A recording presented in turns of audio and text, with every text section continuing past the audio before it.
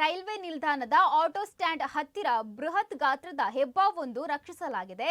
Railway ಪ್ರಯಾಣಿಕರ ಸಂಚಾರ ಇರುವ ಸ್ಥಳದಲ್ಲಿ ಹೆಬ್ಬಾವಿನ ಚಲನವಲಯವನ್ನ ಗಮನಿಸಿದ ಆಟೋ ಚಾಲಕ ಪ್ರಶಾಂತ್ ಅವರು ಸಮಾಜ ಸೇವಕ ನಿತ್ಯಾನಂದ ಒಳಕಾಡು ಅವರಿಗೆ ಮಾಹಿತಿಯನ್ನು ನೀಡಿದ್ದಾರೆ.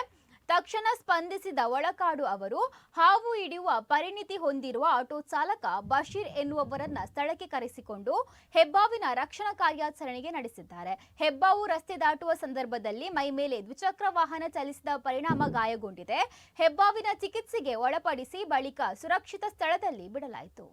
ರೈಲ್ವೆ ಸ್ಟೇಷನ್ ಒಂಜಿ ಹೆಬ್ಬಾವು ಇತ್ತುಂಡು ನಿತ್ಯಾನಂದ ಒಳಕಾಡು ಒಂಜಿ ಕಾಲ್ ಮಾಲ್ತಲೆತ್ತೇರು